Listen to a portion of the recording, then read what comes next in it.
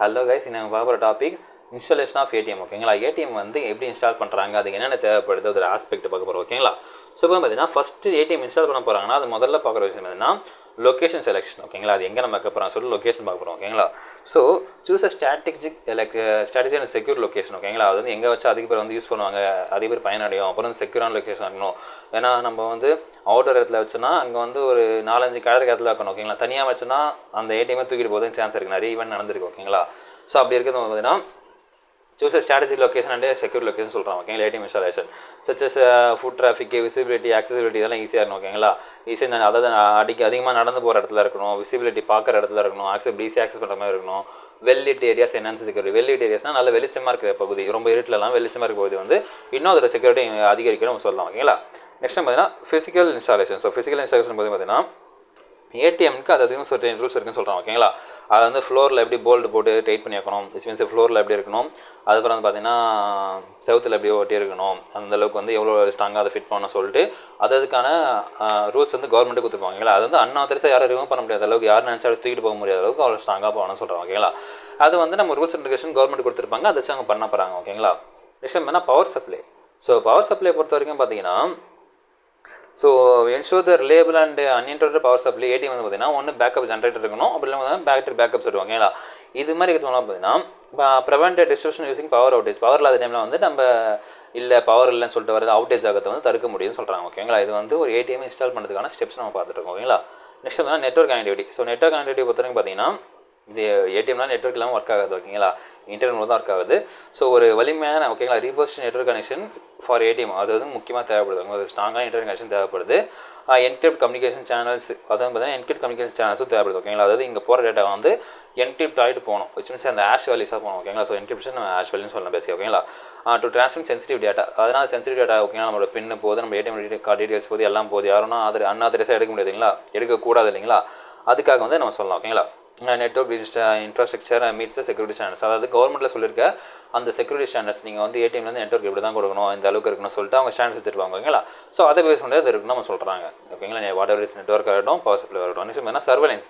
So surveillance பார்த்தீங்கன்னா பார்த்தீங்கன்னா so install surveillance cameras என்ன ஏடிஎம். ஓகேங்களா? ஸோ வின்சிட்டி ஆஃப் ஏடிஎம். ஏடிஎம்ல வந்து இப்போ உள்ளே வந்து பார்த்தீங்கன்னா இப்போ சர்வேலன்ஸ் இருக்கணும், கேமரா இருக்கணும். ஓகேங்களா? எதுக்காக இருக்கணும் பார்த்தீங்கன்னா அது அந்த யூசர் சேஃப்டிக்காகவும் இருக்கும், ப்ளஸ் அந்த ஏடிஎம் சேஃப்டிக்காகவும் இருக்கும். ஓகேங்களா? ஏன்னா இப்போ ஏடிஎம் முக்கியம், அதை எடுத்துகிட்டு போகிற பீப்புளும் முக்கியம். இப்போ உள்ளே வந்து அந்த பீப்புள் அடிச்சு போட்டு எடுத்துகிட்டு போனாங்க இல்லைங்களா, ஸோ அவங்கள ஃபைன் பண்ணுறதுக்கு வேணும் இல்லைங்களா. So there is a lot of நமக்கு வந்து இங்கே சான்சஸ் இருக்குது மாதிரி நடக்குது. ஓகேங்களா? So monitor and record activities அவங்க வந்து அந்த சர்வீஸ் மூலமாக மானிட்டர் பண்ணுறாங்க என்ன நடக்குது சொல்லிட்டு, அப்புறம் அந்த ஆக்டிவிட்டீஸை ரெக்கார்டும் பண்ணுறாங்க. இன்கேஸ் வந்து எதனா சஸ்பிஷியஸ் இன்சிடென்ட்ஸ் இருக்குது, எதனா வந்து சந்தேகத்துக்குரியதனா இருக்குன்னா அதை கூப்பிட்டு விசாரிக்கிறாங்க. அப்புறம் வந்து திரும்ப தான் செக்யூரிட்டி அதிகமாக சொல்லலாம். ஓகேங்களா? நெக்ஸ்ட் பார்த்தீங்கன்னா லைட்டிங். ஸோ லைட்டிங் வந்து பார்த்தீங்கன்னா ஏடிஎம்க்கு ஒரு முக்கியமான விஷயம். ஓகேங்களா? அடிக்கடி lighting around ATM is essential for both user safety and security. ஓகேங்களா? எல்லாத்துக்குமே வந்து யூசரோட சேஃப்டிக்கும் அந்த மிஷினோட சேஃப்டிக்கும், ஏடிஎம் மிஷினோட சேஃப்டிக்கும், அந்த பணத்துக்கும் எல்லாரும் சைடு வந்து ஒரு தேவையான அளவுக்கு லைட்டிங் இருக்கணும். ஓகேங்களா? நல்ல லைட்டிங் இருக்கிற பிளேஸாக இருக்கணும். ஓகேங்களா? வெல்லைட் ஏரியாஸ், அதாவது நல்ல வெல்ச்சர் ஏரியாஸ் ஃபார் கிரிமினல் ஆக்டிவிட்டீஸ். அதாவது பார்த்தீங்கன்னா இந்த மாதிரி நிறைய வெல்ச்சர் இருக்கும்போது தான் கிரிமினல் ஆக்டிவிட்டிஸ் ஆனதை ஈஸியாக கண்டுபிடிக்க முடியும் அப்படின்னு சொல்கிறாங்க. ஓகேங்களா? So improve overall user experience. இதெல்லாம் வந்து பார்த்தீங்கன்னா ஒரு நல்ல வெல்ச்சர் இருக்கிற இடத்துல வந்து ஏடிஎம் இருக்கும்போது அது யூசர் எக்ஸ்பீரியன்ஸ் நல்லா இன்க்ரீஸ் பண்ணணும்னு சொல்கிறாங்க. ஓகேங்களா? நல்லா ஒரு பாசிட்டிவ், அவங்களுக்கும் ஒரு கான்ஃபிடென்ட்டாக வருவாங்க. ஓகேங்களா? நெக்ஸ்ட் வந்து ஆக்சசிபிலிட்டி.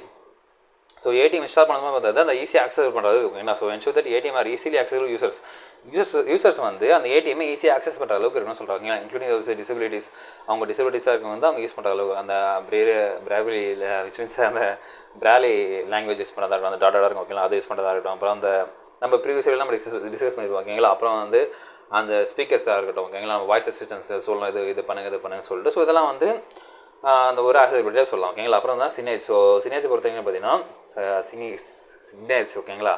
அது I'm not pronouncing as well. ஓகேங்களா? ஸோ வந்து clearly display instruction guidance and contact information. அதாவது பார்த்தீங்கன்னா ஏடிஎம் பக்கத்தில் சைடில் வந்து பார்த்தீங்கன்னா இன்ஸ்ட்ரக்ஷன் கொடுத்துருப்பாங்க. நீங்கள் இப்படி வந்து ஏடிஎம் ஆக்சஸ் பண்ணணும், அப்படி பின்னு போடணும், அப்படி வந்து பண்ணணும் சொல்லிட்டு கொடுத்துருப்பாங்க. ஓகேங்களா? அதுக்கப்புறம் பார்த்தீங்கன்னா in case of emergency call this number சொல்லிட்டு அவங்களுக்கு கால் நம்பர் கொடுத்துருப்பாங்க. ஓகேங்களா?